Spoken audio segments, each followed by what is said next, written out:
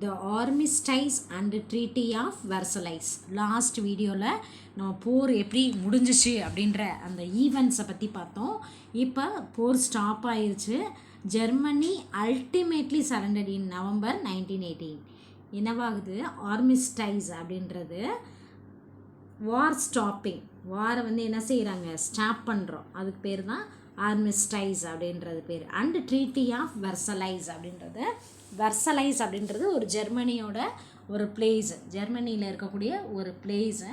அந்த பிளேஸில் எல்லா நாடுகளும் சேர்ந்து ஒரு ட்ரீட்டி, ஒரு உடன்படிக்கையை ஏற்படுத்துகிறாங்க. எதுக்கான உடன்படிக்கை?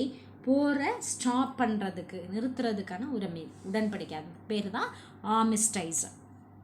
Germany ultimately surrendered in November 1918. Germany surrender ஆகிருது November 1918. The armistice took effect from 11th November 1918. போர் எப்போ ஸ்டாப் ஆகுதுன்னா நவம்பர் 11th நவம்பர் 1918 போர் ஸ்டாப் ஆயிடுது. Germany was forced to accept the harsh term by the political situation and home with the abdication of the Kaiser William. இவங்களை என்ன செய்கிறாங்க? ஜெர்மனியை force பண்ணி என்ன செய்கிறாங்களா, அவங்களோட அரசியல் சம்பந்தமான பிரச்சனைகளுக்கெல்லாம் ஒரு தீர்வு. என்ன தீர்வு அப்படின்னா, அவங்களோட பிரசிடெண்ட் யாராக இருந்தாங்க? Kaiser William II. அவரை அப்டிகேஷன் அப்படின்னா ரிசைன் பண்ண சொல்கிறாங்க. யாரை ரிசைன் பண்ண சொல்கிறாங்க? கைசர் வில்லியமை ரிசைன் பண்ண. இவரால் தான் இந்த அளவுக்கு போர் நடந்திருக்கு அப்படின்னு சொல்லிட்டு இதை ஃபோர்ஸ் பண்ணி அவரை ஜாப் அவுட்டு ரிசைன் பண்ண சொல்கிறாங்க. Next one, piece conference in Paris. Last எல்லா கண்ட்ரிகளும் சேர்ந்து என்ன செய்கிறாங்க? பாரிஸ் அப்படின்ற இடத்துல ஒரு உடன்படிக்கையை மேற்கொள்கிறாங்க. ஒரு கான்ஃபரன்ஸ் அப்படின்றது ஒரு மாநாடு ஏற்படுத்துகிறாங்க. The peace conference opened in Paris in January 1919. 2 months after the signing of the armistice. என்ன செய்கிறது? 2 மாதம் கழிச்சு நவம்பர் 11th நவம்பர் 1918 போர் ஸ்டாப் ஆச்சு. ஆஃப்டர் த 2 months கழிச்சு ஜான்வரி 1919 இந்த பீஸ் கான்ஃபரன்ஸ் அப்படின்றது பாரிஸில் எஸ்டாப்ளிஷ் பண்ணுறாங்க. இதுக்கு யாரெல்லாம் ஃபவுண்டராக இருக்காங்க அப்படின்னு பார்த்தா, வுட்ரோ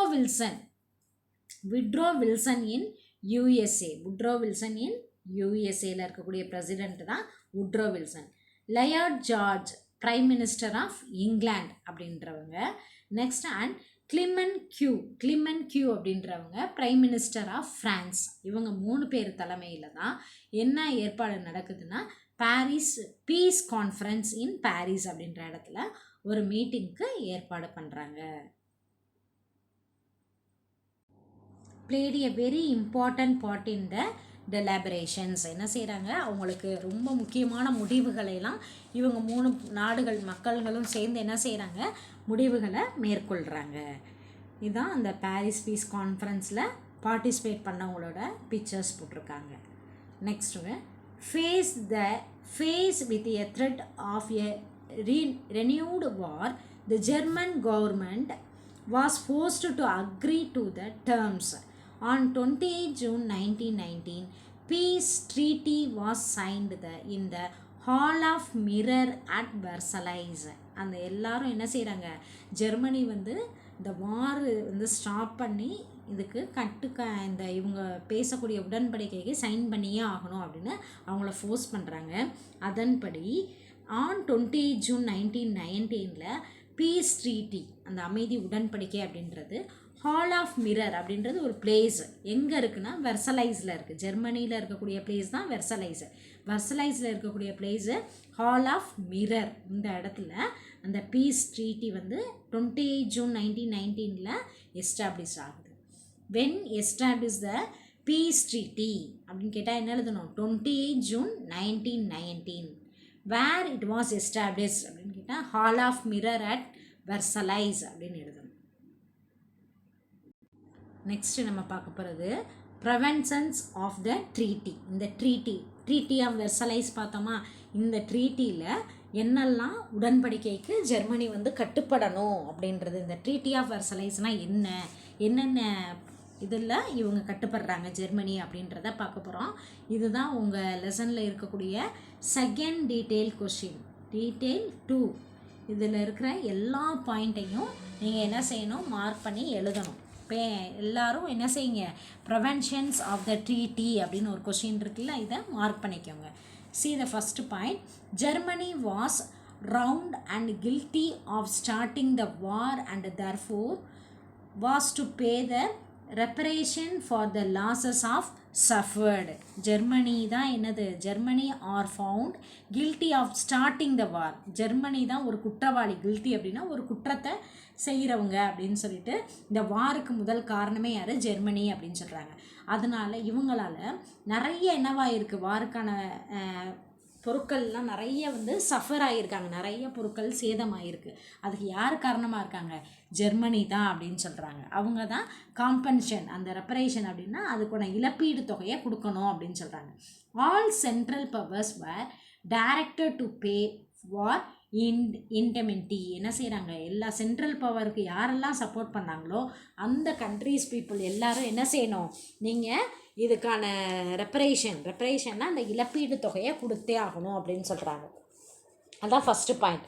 Germany was found the guilty or starting the war and therefore was to pay the reparation for the losses suffered.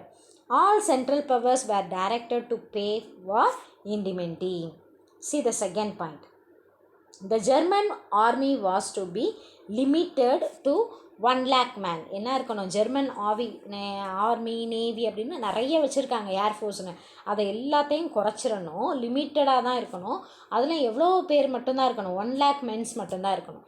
A small navy was allowed. சின்ன ஒரு நேவி மட்டும்தான் அலோடு. கடற்படை ஒரு சின்னது மட்டும்தான் வச்சுருக்கணும் அப்படின்னு சொல்கிறாங்க.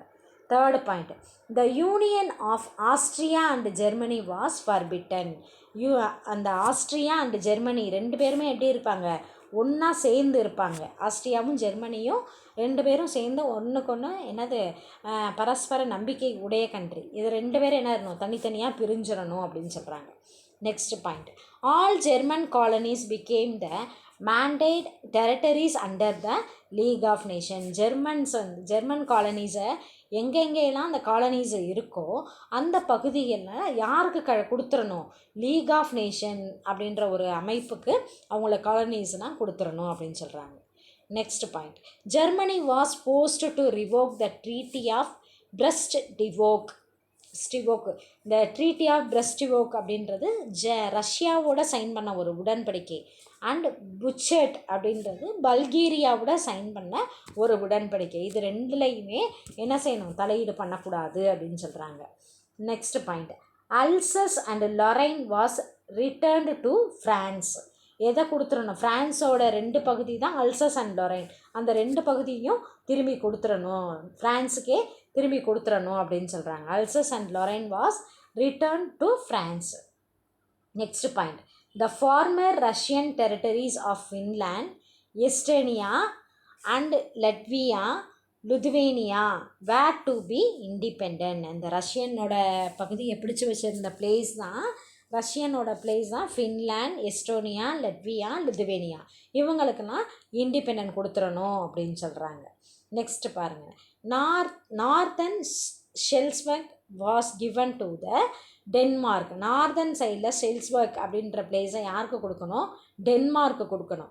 And some small district to Belgium. சின்ன சின்ன டிஸ்ட்ரிக்ட்லாம் பெல்ஜியம்க்கு கொடுத்துடணும் அப்படின்னு சொல்கிறாங்க. Next point. Poland was recreated. என்ன செய்யுது, போலாண்டு திரும்ப ஒரு நாடாக உருவாகுது. Last point. The Rhineland was to be occupied by the Alice. The area of the on the east bank of the Rhine was demilitarised. என்ன செய்கிறாங்க, இந்த ரெயின்லேண்ட் அப்படின்ற ஒரு பகுதி அலைஸ்ட்டை கொடுத்துடணும். ஜெர்மனியில் இருக்கக்கூடிய ரெயின்லேண்டை அலைஸ்ட்டை கொடுத்துடணும். அதில் ஈஸ்ட் கிழக்கு பகுதியில் இருக்கக்கூடிய, கிழக்கு கரை பகுதியில் இருக்கக்கூடிய அந்த ரெயின் அப்படின்ற ரிவர் இருக்கக்கூடிய பகுதியை டீமிலிட்டரைஸ்டு அப்படின்னா மிலிட்ரி இராணுவ ஆதிக்கம் நிறைந்த பகுதி, அதை ஆதிக்கம் இராணுவம் இல்லாத பகுதியாக மாற்றி அமைக்கணும். இந்த 10 பாயிண்ட் தான். இந்த 10 என்னது, இந்த ப்ரிவென்ஷன் ஆஃப் த ட்ரீட்டி. இதுக்கெல்லாம் கட்டுப்பட்டு ட்ரீட்டி ஆஃப் வெர்சலைஸ் அப்படின்ற ஹால் ஆஃப் மிரர்ஸ் அண்ட் வெர்சலைஸ்ன்ற இடத்துல ஜெர்மனி இந்த கண்ட்ரீஸ்க்கு இந்த பாயிண்ட்ஸ்க்கெல்லாம் என்ன செய்கிறாங்க, கட்டுப்பட்டே ஆகணும் அப்படின்னு சொல்லி இவங்களுக்கு ஒரு என்ன செய்கிறாங்க, ஒரு ரூல்ஸை எல்லா கண்ட்ரியும் விதிக்கிறாங்க. இதுதான் செகண்ட் டீட்டெயில். இந்த 10 பாயிண்ட்டும் உங்கள் புக் பேக் கொஷினில் இருக்க highlights of the prevention of the treaty of Versailles அப்படின்ற கொஷினுக்கு இந்த 10 பாயிண்ட்ஸையும் மார்க் பண்ணி எழுதணும். If you understand. Next one. President Wilson laid down the 14 point which were to be followed by the allies. இதில் நம்மளுக்கு 10 point கொடுத்துருக்காங்க, ஆனால் முன்னாடி எவ்வளோ இருந்துச்சு, இது 14 பாயிண்ட்ஸ் இருந்துச்சு. இதை கண்டிப்பாக அலைஸ் குரூப்பும் ஃபாலோ பண்ணணும் அப்படின்னு சொல்கிறாரு. The most important one he highlighted was the need of the general association of nation for all purposes, affording mutual guarantees of the political independence and territorial integrity to great and small state. Like எல்லாரும் என்ன செய்யணும் அப்படின்னா, ஒரு சின்ன கண்ட்ரியாக இருந்தாலும் சரி, பெரிய கண்ட்ரியாக இருந்தாலும் அவங்களோட பொலிட்டிக்கல் இண்டிபெண்ட், அவங்க அரசியலில் வந்து எப்படி இருக்கணும், இண்டிபெண்ட்டாக இருக்கணும். அது டெரிட்டோரியல் இன்டிகிரிட்டி, ஒற்றுமையாக இருக்கணும். ஒரு ஸ்மால் ஸ்டேட்டாக இருந்தால் கூட என்ன இருக்கணும், அவங்களுக்குள்ள ஒரு பாதுகாப்பு தன்மை, ஒரு சுதந்திரம் இருக்கணும் அப்படின்னு யார் சொல்கிறாங்க, உட்ரோ வில்சன் சொல்கிறாரு. நெக்ஸ்ட் பாருங்கள். Separate treaties were drawn up and signed by the allies with Austria-Hungary, Bulgaria and Turkey. என்னது அடுத்து வந்து செப்ரேட்டாக இவங்க அலைஸில் இருக்கக்கூடிய கண்ட்ரீஸ் இவங்கெல்லாம் வந்து என்ன செய்கிறாங்க, தனித்தனியாகவே ட்ரீட்டீஸில் சைன் பண்ணிக்கிறாங்க. இவங்கெல்லாம் எந்த கண்ட்ரீஸு, சென்ட்ரல் பவர்ஸ், இவங்களும் அந்த ஜெர்மனியோட சப்போர்ட் பண்ண கண்ட்ரிஸ், இவங்களுக்கெல்லாம் தனித்தனியாக ஒரு ட்ரீட்டி போட்டு அதில் சைன் பண்ணிக்கிறாங்க. அது எந்தெந்த நாடுகள்னால் Austria, Hungary, Bulgaria and Turkey. The treaty with Turkey, treaty of Sevres, treaty with டர்க்கியோட போடுற உடன்படிக்கை பேர் treaty of Sevres. To the accept by the sultan failed because of the resident of the Mustafa Kemal Pasha and his followers. இந்த துர்க்கியோட ஒரு leader தான் சுல்தான் அப்படின்றவங்க. அதில் ஒரு இம்பார்ட்டண்டான ஒரு பர்சன் தான் முஸ்தஃபா கெமல் பாஸ்கா அப்படின்னு அவரோட ஃபாலோவர்ஸும் துர்க்கியை வந்து என்ன செய்கிறாங்க, ரீபர்த் பண்ணுறாங்க, புதுசாக ஜென்ரேட் பண்ணுறாங்க. நெக்ஸ்ட்டு நம்ம பார்க்க போகிறது fall out of the first world war. எப்படி இதோட விளைவு, இதோட ரிசல்ட் எப்படி இருந்துச்சு அப்படின்றத பார்க்க போகிறோம். The first world war left a deep impact on the European society and polity. என்னவாகுது, யூரோப்பியன் ஒரு சமூகத்தையும் அரசியலையும் நிலகுலைய செய்யுது இது. Through the conscription and through the air raids the war had involved and affected far more of the population than in the past. என்னவாகுது, இந்த வார்னால் ஏர் ரைடு அப்படின்னா வான்வெளி தாக்குதல்னாலையும் இந்த ரொம்ப என்ன செய்கிறாங்க, ரொம்ப அஃபெக்ட் ஆனவங்க இந்த சிவிலியன் பாப்புலேஷன், நடுத்தர மக்கள் தான் ரொம்ப பாதிக்கப்படுறாங்க. 8 மில்லியன் டைட் இன் 4 years. 1914 ஆரம்பிக்குது வார், 18 வரைய நடக்குது. இந்த இதில் எவ்வளோ பேர் வந்து தன்னோட லைஃப்பை இறந்துருக்காங்க அப்படின்னா 8 மில்லியன் டைட் ஃபார் 4 years. 4 வருஷத்தில் இவ்வளோ பேர் இறந்துருக்காங்க.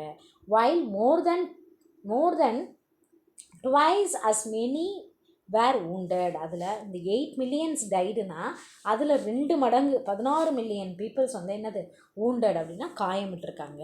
And many crippled for life. நிறைய பேர் என்னது தன்னோட ஒரு பக்கம் ஒரு ஊனம், நிரந்தர ஊனம், crippled அப்படின்னா நிரந்தரமாகவே ஊனமாயிருக்காங்க. ஒருத்தவங்களுக்கு கண்ணே இல்லாமல் போயிருக்கு, 2 கால் இல்லாமல் போயிருக்கு, 2 கை இல்லாமல் போயிருக்கு. அதுதான் ஊனம் அப்படின்னு சொல்கிறது, நிரந்தர ஊனம் அப்படின்றது. அந்த மாதிரி ஆயிருக்காங்க. Millions more had succumbed to the worldwide influenza of 1918.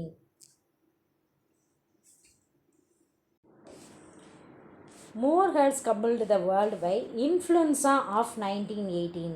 இதில் வந்து ஒரு நோய், ஒரு ஃபீவர் அப்படின்னு சொல்லுவாங்க. இன்ஃப்ளூன்ஸா அப்படின்ற ஒரு வைரஸ் வந்து எல்லா இடத்துலையும் பரவ ஆரம்பிச்சிருச்சு.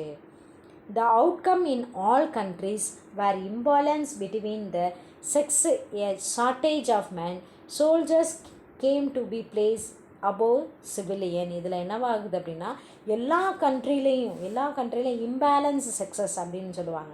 அப்படின்னா என்னது, மென் வந்து ரொம்ப குறைவாக, ஏன்னா போருக்கு போனவங்க எல்லாருமே யார், சோல்ஜர்ஸ் எல்லாம் மென்ஸ், அவங்க ரொம்ப குறைவாக ஷார்ட்டேஜாக இருந்தாங்க. Soldiers came to placed above the civilian.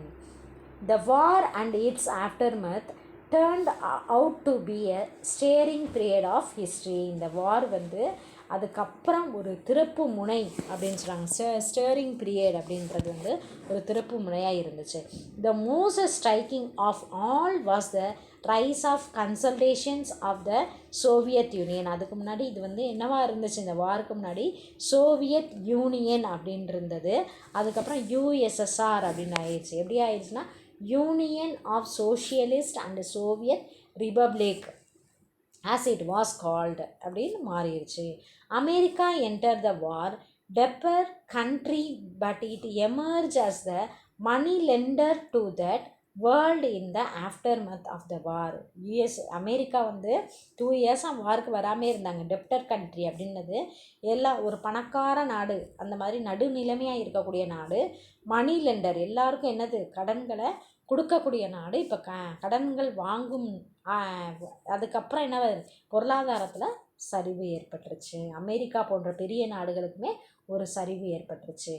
Another outstanding event of this period was awakening of the colonies and their interest attempts to gain freedom. இதில் வந்து என்ன ஒரு அவுட்ஸ்டாண்டிங் பர்ஃபார்மன்ஸ் அப்படின்னு பார்த்தீங்கன்னா அவேக்கனிங் ஆஃப் த காலனிஸ்க்கு வந்து ஒரு விழிப்புணர்வு ஏற்பட்டு நம்மளும் என்னவாகணும், ஃப்ரீடம் கிடைக்கணும், நம்ம நாட்டுக்கும் ஃப்ரீடம் கிடைக்கணும் அப்படின்னு ஒரு இன்ஸ்பயர் கிடச்சிச்சு. முஸ்தஃபா கெமில் பாஸ்கா played a remarkable role in the Turkey rebirth of the nation. Kemal Pasha modernized Turkey and changed it out of all recognition. இவங்க வந்து கெமில் பாஸ்கா அப்படின்றவர் டர்க்கி அப்படின்றத வந்து என்ன செஞ்சுருக்காரு, மாற்றி அமைச்சு ரீபர்த் ஆக்கி, ரீபர்த்னா என்னது புதுசாக ரீகன்ஸ்ட்ரக்ஷன் பண்ணி புது நாடாக உருவாக்கியிருக்காரு. அதுக்கு இவரோட பிளேஸ் வந்து ரொம்ப இம்பார்ட்டண்டான ஒரு செயலாக இருக்குது. இது உங்களோட புக்கில் இருக்க 5th 2 மார்க் கொஷின். ஆல்ரெடி நம்ம 4 2 மார்க் மார்க் பண்ணியிருக்கோம். இது 5th 2 mark question. What was the role of Mustafa Kemal Pasha அப்படின்னு கேட்டாங்கன்னா நீ இதை எழுதணும்.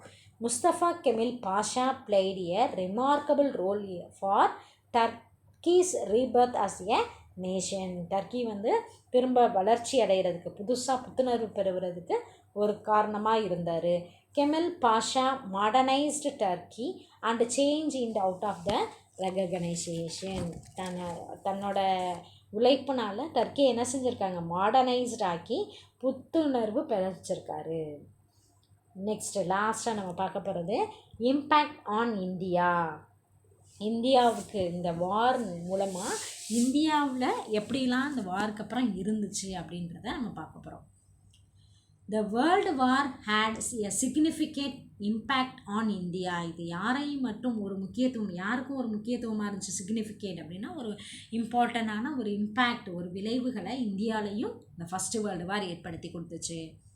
த British required a vast contingents of Indians to serve in Europe, Africa and West Asia. இந்த British வந்து எல்லா பகுதியில் இருந்தும் என்ன செஞ்சாங்க, சிப்பாய் சோல்ஜர்ஸை இந்தியா அந்த பிரிட்டிஷ்க்கு சப்போர்ட்டாக எடுத்துகிட்டு போயிருக்காங்க. எங்கே, Europe, Africa, west Asia. Asia கான்டினென்ட்டில் இருக்கக்கூடிய இந்தியன்ஸ் நம்மளும் என்ன செஞ்சுருக்கோம், அவங்களுக்கு போருக்கு ஹெல்ப் பண்ண போயிருக்கோம். After the war the soldier came back with the new ideas which had an impact on the Indian society. இந்த சோல்ஜர்ஸ் வந்து இந்தியாவுக்கு வந்து ஒரு நியூ ஐடியா, எதுக்காக இவங்க போனாங்க அப்படின்னா நம்மளுக்கு இண்டிபெண்டன்ட் கிடைக்கும் அப்படின்ற ஒரு ரீசனுக்காக தான் நம்மளோட சோல்ஜர்ஸ் போயிருக்காங்க. இந்தியன் கான்ட்ரிபியூட்டட் 230 பில்லியன், எவ்வளோ நம்ம வந்து கான்ட்ரிபியூட் பண்ணியிருக்கோம், 230 million in cash and over 125 million in loans towards war expensive. இவங்களோட பிரிட்டிஷோட இந்த ஃபஸ்ட்டு வேர்ல்டு வாருக்காக 230 மில்லியன்ஸ் வந்து என்ன செஞ்சுருக்கோம், கேஷாக கொடுத்துருக்கோம். 125 மில்லியன்ஸ் வந்து லோனு கடனாகவும் கொடுத்துருக்கோம். எதுக்காக, வாருக்கு செலவு பண்ணதுக்காக. India also sent the war material to the value of 250 million. என்ன செஞ்சுருக்கோம், அந்த மெட்டீரியல் மட்டும் 250 மில்லியனுக்கு வாங்கி கொடுத்துருக்கோம். The cost enormous economic disasters. என்னவாகுது, இந்த காஸ்ட் இந்த மாதிரி கொடுத்தது எனாமரஸ் பொருளாதாரத்தில் நம்மளுக்கு பின்னால் என்ன இருக்குது, பெரும் விளைவுகளை கொடுத்துருக்கு. There were grain riots as a poor people looted shop. இதனால் என்னவாகுது, ஒரு தானியத்துக்காக கடையில் போய் என்னது நம்ம திருடி தன்னோட தேவையை நிறைவேற்றுற அளவுக்கு என்னவாகுது, பஞ்சம் பசி உருவாயிருச்சு.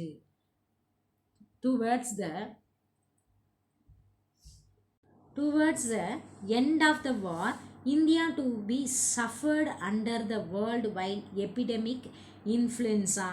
எந்த ஒரு வைரஸ்னால இந்த வேர்ல்டில் நம்மளும் பாதிக்கப்பட்டிருந்தோம் அப்படின்னா இன்ஃப்ளூயன்ஸா அப்படின்ற ஒரு வைரஸ்னால நம்மளும் பாதிக்கப்பட்டிருந்தோம். இந்த சிம்பிள் வந்து பவுண்டு ஸ்டெர்லிங் அவங்களுக்கு கொடுக்கக்கூடிய அந்த காயின், அவங்களோட பணம் சொல்லுவோம்ல, அந்த சிம்பிள் தான் the simple. The war conditions led to the rise of home rule movement in India. அப்போ வந்து இந்தியாவில் என்ன மூமெண்ட் நடந்துகிட்டு இருந்துச்சு அப்படின்னா ஹோம் ரூல் மூமெண்ட் இன் இந்தியாவில் நடந்துகிட்டு இருந்துச்சு. த காங்கிரஸ் ரீயூனிட்டட் டூரிங் த வார். காங்கிரஸ் வந்து பிரிஞ்சிருந்தாங்க. அப்புறம் இந்த வாருக்கு அப்புறம் என்ன செஞ்சிட்டாங்க, திரும்ப ஜாயின் பண்ணிக்கிட்டாங்க. India and Indians had taken on active part in the war, believing the Britain would reward the Indians loyalty. என்ன செய்கிறாங்க, எப்படியாவது இந்தியா வந்து இந்தியன்ஸ்க்கு கிடச்சிரும், வாருக்கு அப்புறம் நம்மளோட இதெல்லாம் ஃப்ரீடம் கொடுத்துருவாங்க அப்படின்னு ஒரு நம்பிக்கை இருந்துச்சு. But only disappointment was in store. அப்படி இருந்தாலும் நம்மளுக்கு ஒரு டிஸப்பாயின்மெண்ட், அதில் எதுவுமே நம்ம வாருக்கு அப்புறமும் நம்மளுக்கு ஃப்ரீடம் கிடைக்கல. Thus the war had multiple effect on the Indian society, economy and polity. இந்த வார் முடிஞ்சதுக்கப்புறமும் இந்தியாவில் சமுதாயத்தில், பொருளாதாரத்தில், அரசியலில் பெரும் என்ன இருந்துச்சு, சேதமே விளைய ஆரம்பிச்சிச்சு. Okay students, I hope you understood the lesson in this topic. Next class we will see the Russian Revolution and its impact. Thank you.